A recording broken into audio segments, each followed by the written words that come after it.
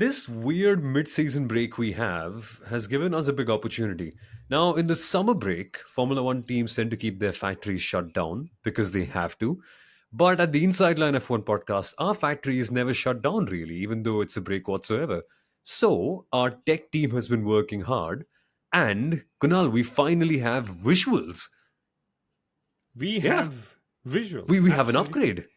We have a mega upgrade. Like you said, factories are not on a break like they are in the August shutdown. So we are releasing an upgrade this episode. So everyone who's listening to the audio, you actually might be tempted to also see the video of this on whichever platform you see videos on, but primarily YouTube as well. But the content is the same. It's just how the presentation happens. And I think we've just piqued a lot of interest, haven't we, Sundaram? Absolutely, and I hope this upgrade is not like Ferrari's Imola upgrade rather than McLaren's Miami upgrade in the long run. And for all our viewers and listeners, this is just free practice one. So we're just testing out this format, and in a couple of races time or by the end of the season, it'll look a lot better, hopefully. Yeah, this is where we have the aero rakes for now. We're just testing its optimality and seeing if it works out. So, lo and behold, the light in the pit lane is green, and it's time to roll out what we've been testing for the last week and a half. It is our PPT. It's coming. It's rolling out at a speed of 60 kph, and there it is. Of course, I've kind of realized PPT sounds very primitive, and slide deck is the more fancy word we should use. Slide deck. slide deck.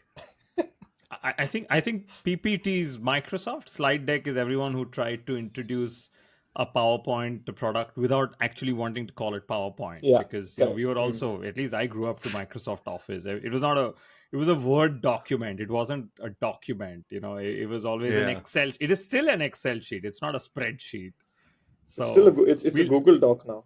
It's a Google Doc, yeah, it's not a a Ah. Word Google doc. Doc now. Yeah, whatever's in the cloud, we'll use it and we'll call it that. But yes, this we should explain why we're doing this presentation format. Actually, why don't I explain it? Because I know I've seen you guys deliver this presentation at our events. I've seen it virtually, I've seen it in person. And the one thing, ladies and gentlemen, everyone listening and everyone seeing, the one thing that people really love at our events, apart from engaging with us, is actually the presentation itself, because we make it fun, we make it what we I think we resonate as the Inside Line F1 podcast. The presentation sort of embodies that value.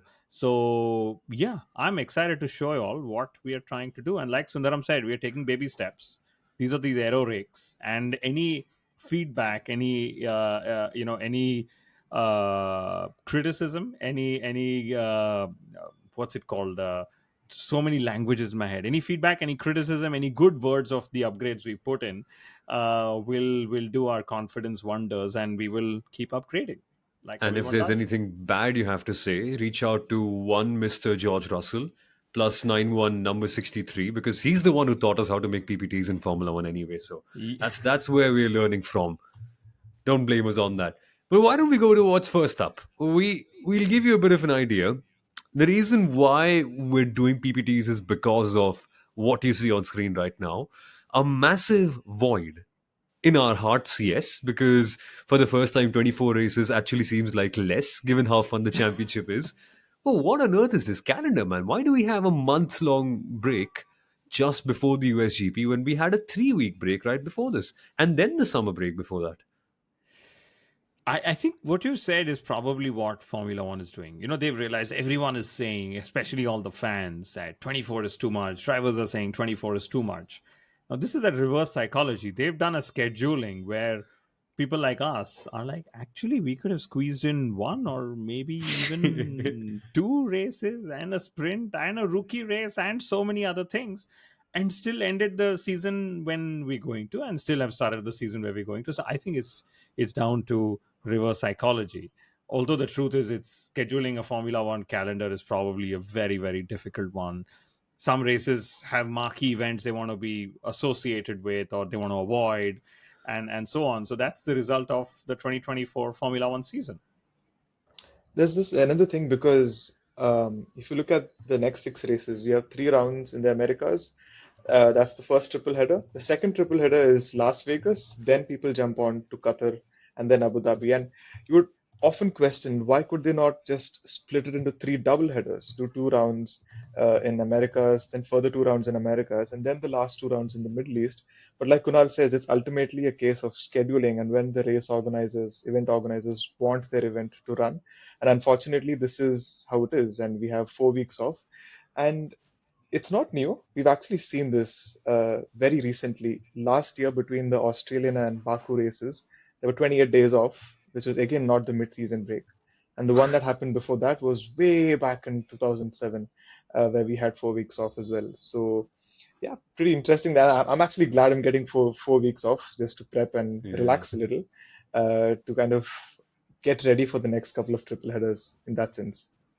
At And least we're not just doing Japan Baku. That's good. yeah. Yeah. It's like a And time zone shift. just to elaborate, so what are these high moments that people want to associate their races with? Thanksgiving, for example, Las Vegas wants to be around that time, as we know, or the Middle Eastern races want to avoid the Ramzan period as it comes, which is why Australia is the first race next year, and so on. So, and frankly, the biggest customer who's actually paying millions of dollars to host races are the race venues. So the least they would say is, yeah, we have limited rights, we have limited sponsorship we can sell, but the least we can do is at least ask for a date which works for us to be able to, that allows us to sell more tickets. Yeah.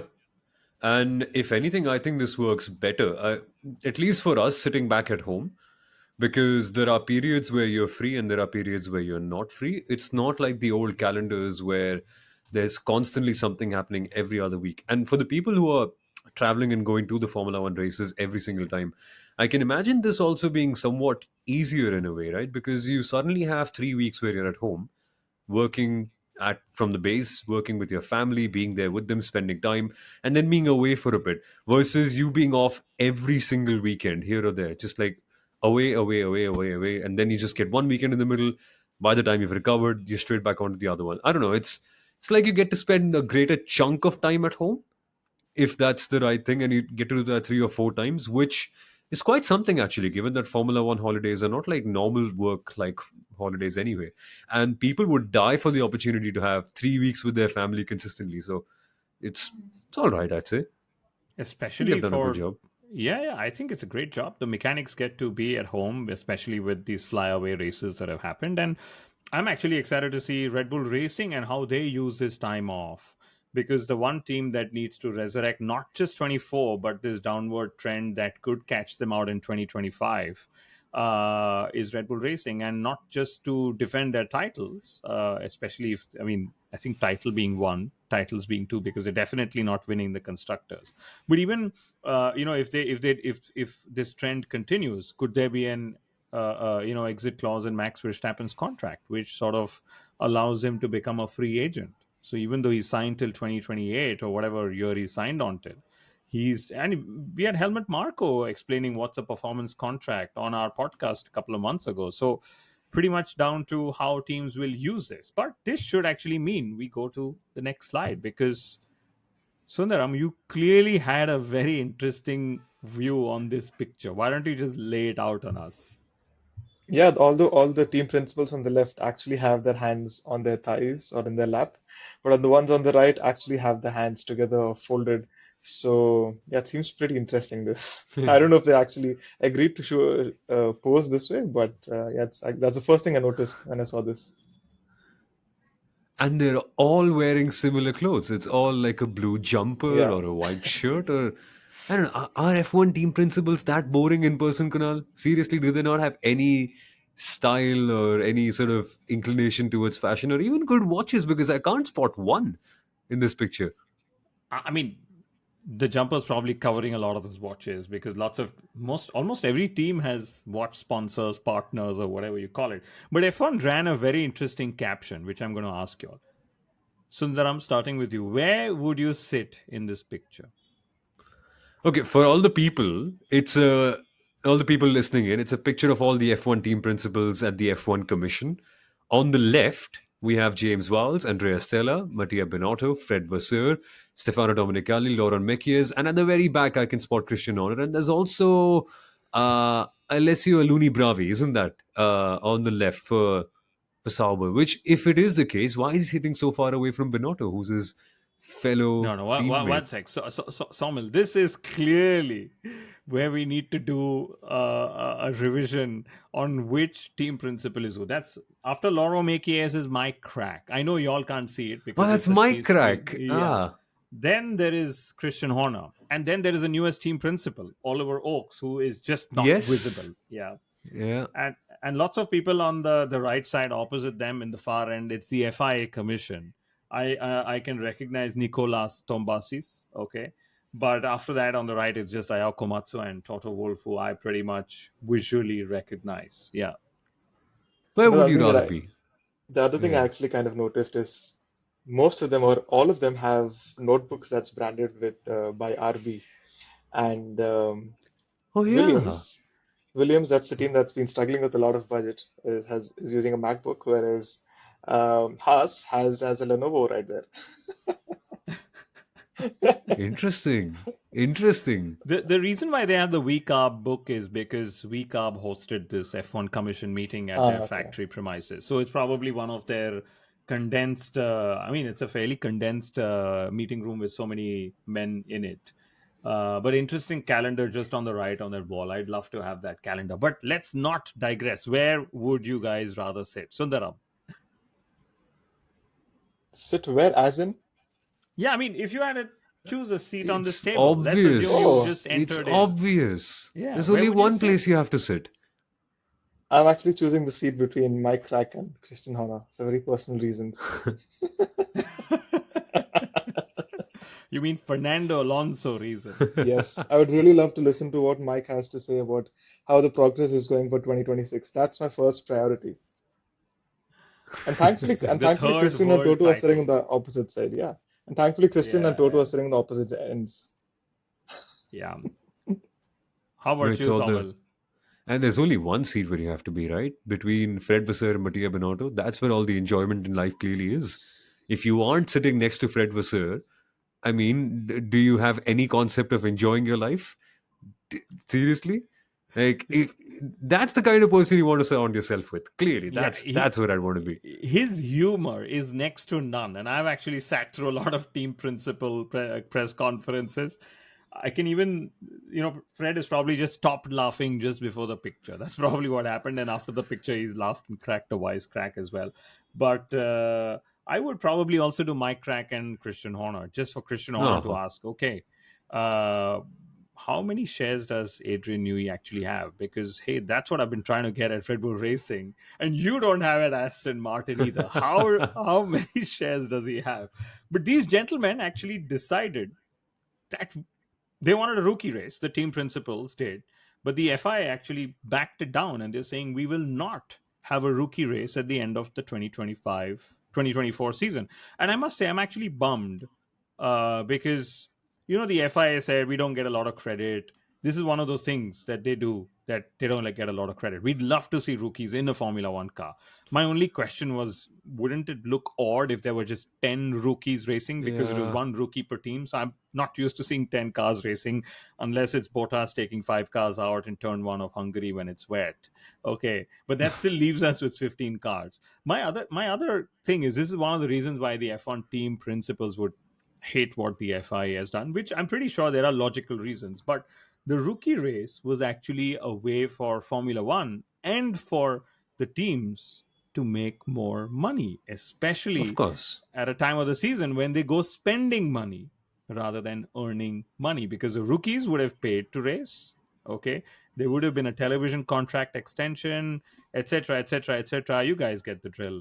So FI has taken away a chance to make some more money in the off season for the Formula One teams. No wonder they don't like the FI leadership so much. And it's like, I don't get the point of a rookie race. Sure, making money is one thing, but does it really promote rookies? I don't think it does. Because ultimately, sure, you are going to get one or two opportunities to see which rookie is good. But I don't think the rookies can really prove themselves in any rookie race whatsoever. Because if they're doing only one off race, the teams will quite clearly tell them, guys, cautious, it's not your car, don't break it. And if there are only 10 cars, There's no real competition. So ultimately, we know that there are only one or two teams that might be competitive enough or close to each other at Abu Dhabi for the win, which means that the McLaren rookie versus, hypothetically, the Red Bull rookie are the only ones who get to fight with each other. And the leader of those two rookies is eventually called what? The best rookie possible? Is that a really fair way to judge them? At least have two drivers or two cars where you can test how one rookie fares compared to the other one. Ultimately, I see no logic behind it. They'll just drive conservatively, go round and round in circles, and the same rookies who are a part of the FP1 programs will ultimately just be around anyway. So I don't see what difference it makes really. I agree with every point of view of yours, apart from the last one. The same rookies will be around. And I'll tell you why I don't agree. If Mm, at all there's a rookie race, and which I pretty much think is going to happen, there's going to be a bidding war. sure, absolutely. Rookies will pay to race in the rookie race just because it's officiated by the FIA. What? Sorry, by Formula One. But either way, yeah, I like your point. Would you really be testing rookies if there is such a large difference in car packages? And I've Yeah, always believed anything outside of the constructors' championship, which would mean a race like this would be. We should actually just give them equal cars. Just paint yeah. them in whichever livery logos. Give them equal cars, but that's almost never going to happen. I mean, that's what Formula 2 is called. And Yeah, clearly, Formula 2 is not the way young drivers are brought up to F1 now. So, yeah, and the cars are far from being equal as well. well, then, Okay, should we go on to the next one? I think we Let's should. Yeah. go. Oi, 17 minutes in. Somil, this is where you take over. Yikes. Wow, we are 17 minutes in. Guys, by the way, this is who we are. We are the Inside Line F1 podcast. And what can I say now? I'm actually lost for words for once. Okay, I'll why make it don't one of you easier. guys? Why don't we just switch to the slide where Somil Arora introduces himself, because he rarely does it the way I would like for him to. I get to talk about race cars going round and round in circles, and race bikes as well, which has included half my portfolio, which is the MotoGP Indian Grand Prix, the Indian Supercross Racing League, lots of bikes in the JKTI National Racing Championship too. But apart from that, there's lots of stuff with Formula E that I've done, including being a Formula E expert on Sony ESPN. It's weird that I was called an expert at that time, but it was a good fun period. And then also the Indian Racing League and Indian F4 Championship, which of course is going on anyway these days. Okay, Sundaram, your chance now. Well, I absolutely love it how humble you actually try to be with your introduction. But yes, I am Sundaram, also known as F1 Stats Guru, one of the most followed motorsport statisticians in motorsport. Yeah, and yeah, I've done a lot of work for F1 Academy, Sky Sports, BBC, and you can also find a lot of content that I put up on my Instagram as well. But I actually realized we probably don't have a slide for Kunal over here. So Kunal, you might have to do it I without. do, but it's a lot of words. It's a lot of Yes, words. Yeah, old format. The upgrade Old is coming format. half cooked. yes, But it probably reflects the three different generations the three of us belong to. I come from the generation of actually writing stuff. But hi, I'm Kunal. Probably everyone who's been listening to us since 2011 would recognize the voice, probably recognizes the daddy jokes that I make Yeah, as well. But, do a lot of Formula One TV work with Viaplay, and yeah, I founded the Inside Line F1 podcast in 2011, and it gives me great joy to say we are, top 5% of most shared podcasts in the world, and top 1.5% of all podcasts. So very excited to be bringing Formula One to you guys, especially in the different ways, different formats, different voices that we've had on the platform since 2011. And there some of the we brands are. we worked with, actually very, very proud, no? Yeah, we've done a few: Red Bull, Puma, Johnny Walker, the official broadcaster in India, Fan Code, Social, who we dearly miss. If you are listening, Social, come on, guys, please. Let's. We still miss you. Amazon Music, NordVPN, 8 Sleep, Heineken as well. Yeah, so many fun brands. In fact, there's lots of events that are going to be coming up later on towards the end of the year with some of these really cool brands. And There are some really exciting things we can't wait to present to you. So stay tuned for that one if you are in and around Mumbai. But let's get to talking about the Formula One once again, because lots of stuff has been happening in the background. There's so many topics we want to discuss. What have we put in the presentation? Because normally I just tend to refer to in the notes. Ah, I see Liam Lawson and Daniel Ricciardo. Uh, the question I have for you guys is not about Ricardo, because we've spoken enough about him on our Singapore GP review. I'm just in this weird space. Some might call it overthinking, some might call it great content analysis. But does Lawson need Red Bull more than Red Bull needs Lawson? Because I feel it's the latter. I feel Red Bull are in this space where they need to vindicate themselves by getting at least one of their junior drivers into the program. And if they keep Liam Lawson waiting for too long, it just goes down as a vote of no confidence in a way, no? Because how many other Red Bull juniors have we had in coming into Formula One in the last few years? There's Yeah, not been a lot, and go ahead, Kunal. there is some lag. Go for it. Okay. Yeah, I mean there have been just a handful of drivers who've come in through the Red Bull Driver Academy and actually excelled with the senior team. There's only Max Verstappen, Sebastian Vettel, and Daniel Ricciardo who've actually won races with the Red Bull team, although the likes of Pierre Gasly, Alex Albon, and several have raced Right? for that team. Even Gasly has won a race, mind you.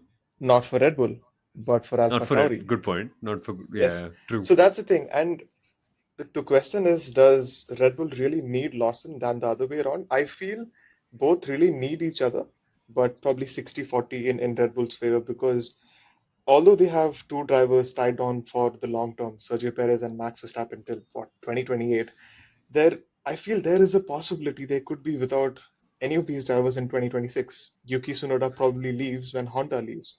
Sergio Perez is aging and not in the best of form. And if Max Verstappen feels 2025 has been yet another dud of a season, similar to how the mid-season has been for Red Bull this year, he might want to look at seeing if his how his prospects are with Mercedes. And in that sense, you really want to have a driver who is already been a part of the system. He knows a part of the team. He knows how the car functions, and you really need him to acclimatize to everything. Which is why I feel Lawson coming into the car or into the team at this point is perfect.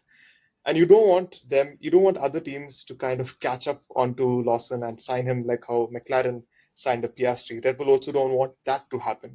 So in that sense, I Yeah. think Red Bull putting Lawson in the car right now is very apt. Give him enough time so that if any one of these drivers move away, he can actually get into the Red Bull. Yeah, it is about succession planning, and succession planning is linked to what will happen if Max Verstappen leaves. Do they buy George Russell from the pool, which I think would be a downgrade from Max Verstappen? And I think he's just, Christian Horner's just said that to wind up Toto Wolff, which is something he loves to do.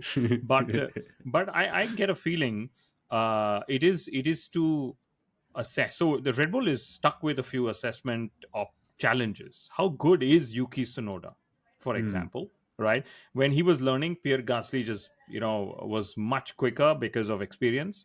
And then Yuki's been up against Nick De Vries and Daniel Ricciardo, who Red Bull didn't think too highly of, which is why they got rid of the two of them. Could Liam Lawson be that benchmark? And could Yuki, who's also been contracted for the long term, be put under pressure? Because there is Ayumu Iwasa, but also crucially Isaac Hadjar. And if Toto Wolff, Jos Verstappen, and Max Verstappen keep flirting with each other and one day commit to that relationship that Sundaram spoke of, Red Bull doesn't want to be stuck in a place where, guess what? We had three or four rookies we could have tried out, but we didn't. Yeah. So I still get a feeling, even though Lawson will get in a shot at 2025, if early 2025, and depending on how Red Bull sees early, if he continues to outperform, he's not even started, but if he outperforms Yuki Tsunoda and gets in that trajectory, maybe Yuki Tsunoda is going to be under pressure as well. Okay, because then they are going to say, could we put Ayumi Iwasa and test him out, right? And Red Bull's philosophy is, always been put the driver under pressure, see where they go, and can we just assess them that way. And the headlines, of course, Christian Horner came on the F1 Nation podcast. He said if Checo doesn't perform, If Liam doesn't perform, who knows? Daniel could be back in the car. If that's Oh the way God. of looking at it, I think it's a low benchmark for Checo and Liam. The benchmark is not Daniel Ricciardo, who they've just dropped. The benchmark is supposed to be how much closer to Max Verstappen will they have Liam Lawson to be? Because that's really where they're putting in all their money on, saying, could Liam be that guy who joins Max in 2025 and we can get rid of Perez? No, it's a weird little place to be for Red Bull Racing, from having such an abundance to barely having anything at all. And something tells me it's not an imprint of Dr. Marco, like the junior drivers not being treated in the same light, and someone like Yuki being given far more time and far less competition. Something seems off. This is not the Toro Rosso or the Alpha Tauri or the Vika, tell me about it, that we know and love for a very, very long time, because clearly in 3 years there would have been more competition. So I find it weird how this is going. I'm wondering if Yuki Tsunoda is the only driver to do 4 consecutive seasons in the sister Red Bull team, which I really have to find out. I don't think so anyone's done 4 in a row. I could be wrong. No, I think Vern was there for 2 or 3, but yeah, not that long. And I've just moved the slide. It's Franco Colapinto after one of his impressive races. Actually, all three of them have been impressive with Williams. And I loved how Red Bull actually took inspiration from Oliver Behrman and Colapinto to bring Liam Lawson into the picture, right? And like Somil, you've been saying, our drivers coming more prepared to Formula One than ever before. And in fact, ladies and gentlemen, we are in queue to have the team principal of Invicta and then the team principal of Prema Racing on our show in the next couple of weeks to talk exactly about junior drivers and their preparation and how Formula teams actually work with them and help them get better. But Franco Colapinto, anyone thinks Sauber's going to hire him instead of Valtteri Bottas? Uh Depends on how much hot water they find themselves in, no?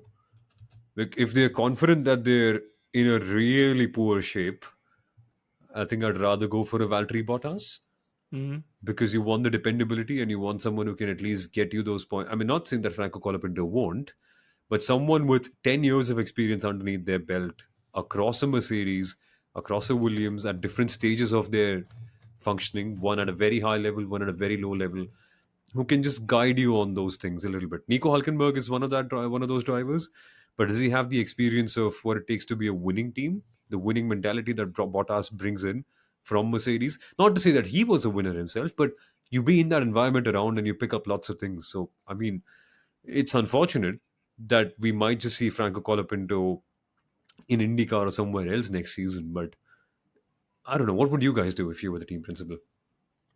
I would actually like to go the I other way, would. because since you already have someone like a Nico Hülkenberg, someone who brings in a lot of experience, I would actually put a Franco Colapinto in the second seat. Firstly, the fact that he's a young driver, he's very young in that regard, and it probably is allows for different styles or different perspectives of how they look at their racing, and then more importantly, maybe also the sponsor backing that he brings for the team if they really need that. And yeah, in that regard, I would probably choose a Franco Colapinto. And the thing is, has he done enough in Formula One? For me, there's only one thing. These teams will not always be in the points. They will always spend a lot of the time outside the points. But whenever the car has enough pace to be flirting with the points being positions, you want your drivers to do well. And at least in that aspect, I think Colapinto has done well. So it's still early to say if he's done enough, but he's done all the right things so far, which is what I feel. I would probably go pick up Checo Perez and put him in the Yeah, Audi. that's a very good I idea. would do that. I think Audi, if they, so they, if you remember again, Christian Danner was on our podcast, gave us a great, insight into Audi and how ill prepared they are in lots of ways. Matteo Binotto said we are probably going to be behind everyone in the 2026 regulations in terms of power unit as well. And on one hand, Mercedes is saying we've exceeded all our expectations with the 2026 power unit. Renault said we were actually very impressed with our 2026 power unit. Renault, by the way, of course, won't be giving Alpine those power units, but Audi was being realistic, saying we are probably behind everyone else. We just don't know how much. It's difficult to say right now. So I get a feeling if the team is anyway lost in a lot of ways, and you put a rookie in there like Colapinto, could just be what happened to Kevin Magnussen and McLaren. You do a season and Yeah, suddenly you're like, great talent, but guess what? We can't do much about it. So there we go. yeah, genuinely, and that becomes a case where the team just needs a different profile of driver at that given moment. And I'm so glad you referenced that Christian Danner interview, Kunal, because that one sentiment is finally being echoed in the media now that Audi probably aren't as prepared as we think they would be. And they are probably underestimating Formula One. And it's only so late that they've realized that their old structure, before they even came to Formula One, wasn't quite working. So, a gigantic structural management change just 6 months before your team actually takes shape doesn't sound like the best of news to me in any way whatsoever. And I Well, don't know guess who's what? in. That's Yeah. also what's happened at Alpine. Yeah, exactly. Exactly. The strategic advisory. Is this the best strategic advice that Flavio Briatore has come up with, Sundaram? Just take the works engine and drop the works because the engine doesn't work. It's very odd for me, and that's why there is so much of hope that this team or this outfit gets it together, but they unfortunately seem to be sinking with each year. I think every 6 months we see some sort of management restructuring or reshuffling happening at this team, and it is so odd. It's quite ironic as well that this is the outfit that actually first introduced turbocharged engines way back in the late 1970s, and Yeah. they saw potential in what could happen, but of course they've been struggling with the very same thing, reliability, back then as well.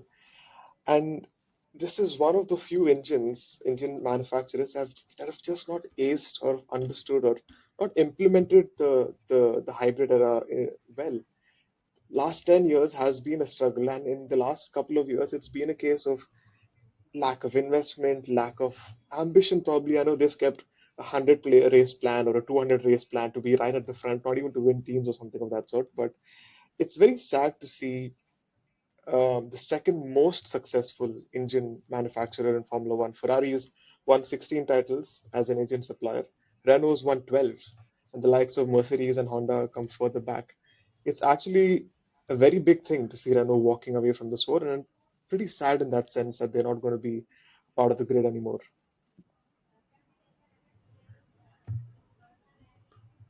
Are we still talking Renault, or can we move on No, to? we should actually for a We should. second, Okay. because of legacy. Because think about it, 1970s, that's when Renault introduced their turbos.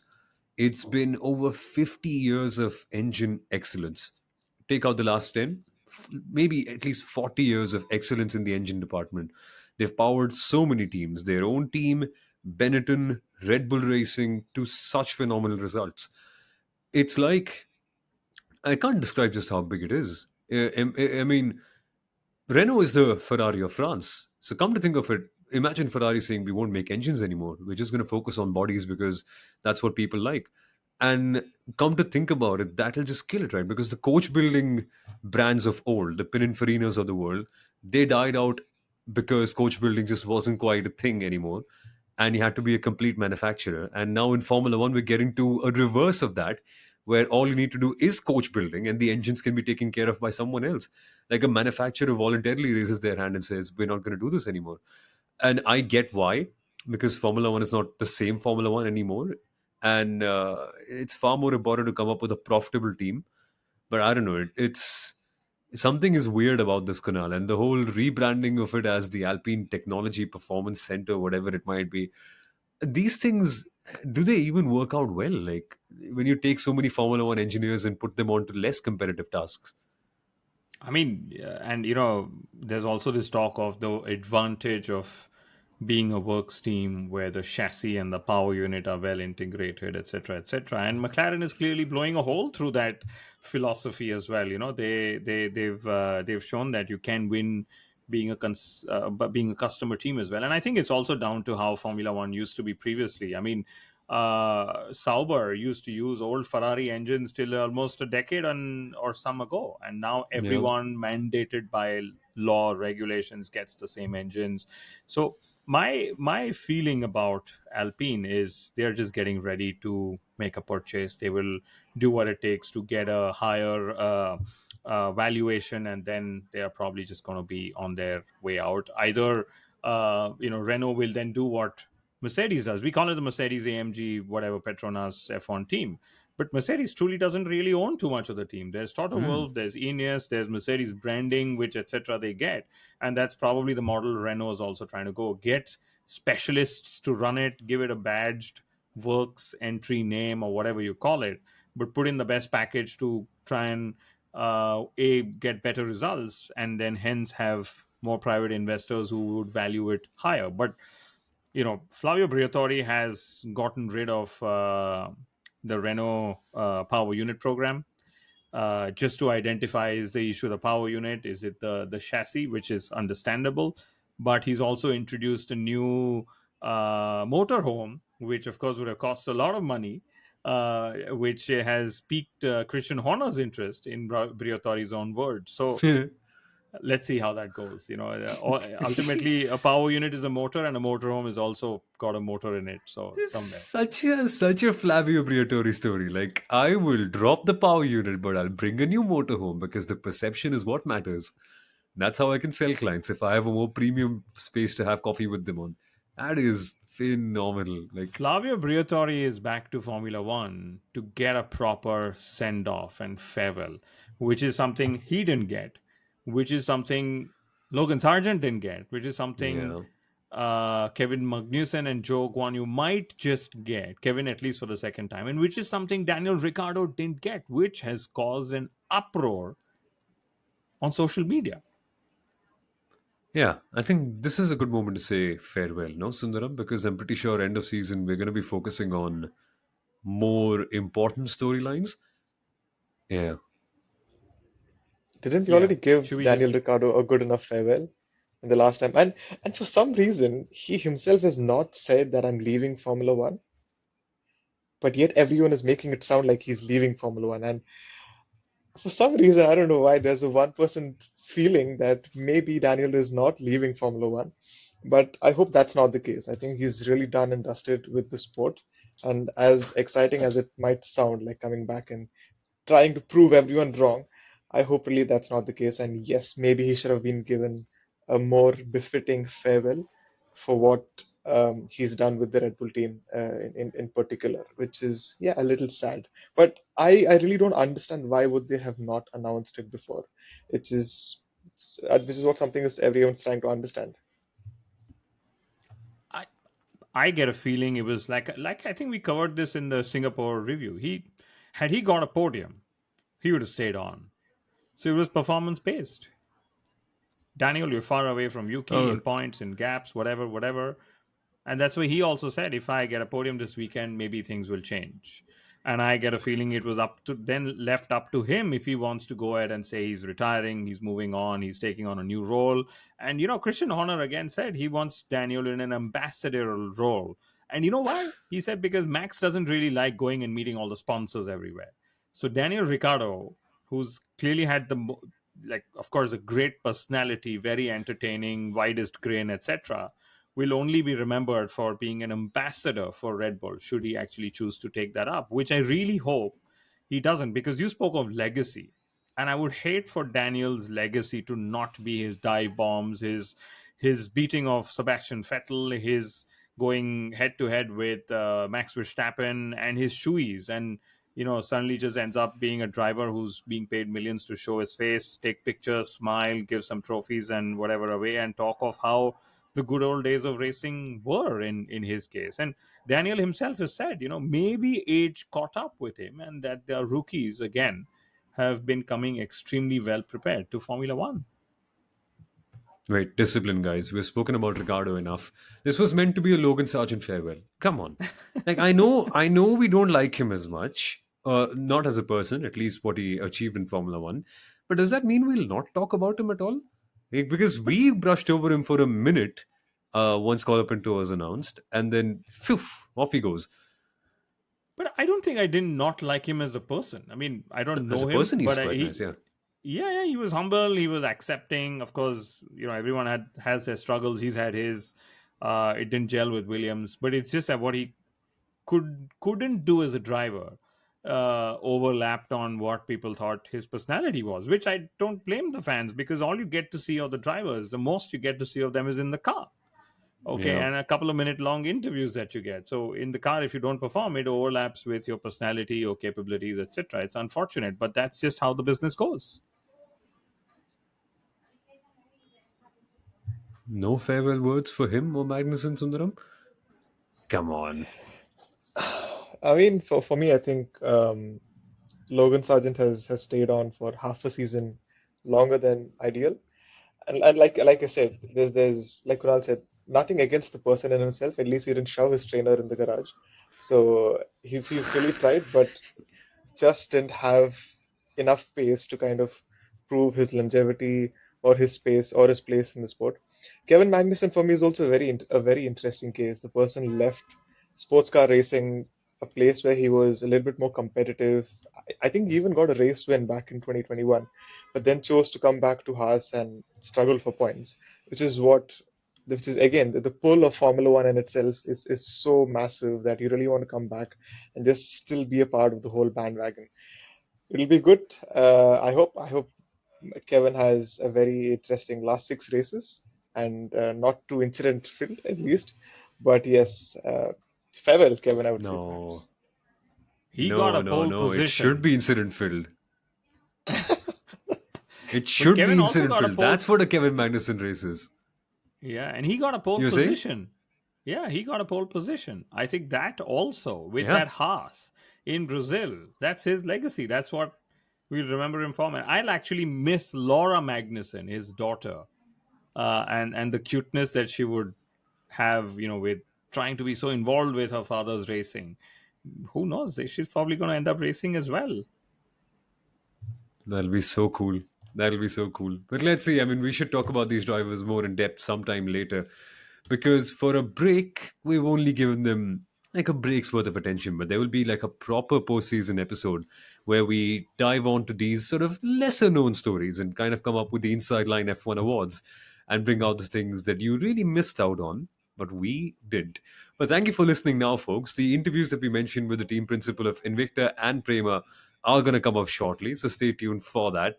And yeah, subscribe to the Inside Line F1 podcast for more of the same. You know we're going to be here anyway, races or not. So if you want your F1 content, here we are.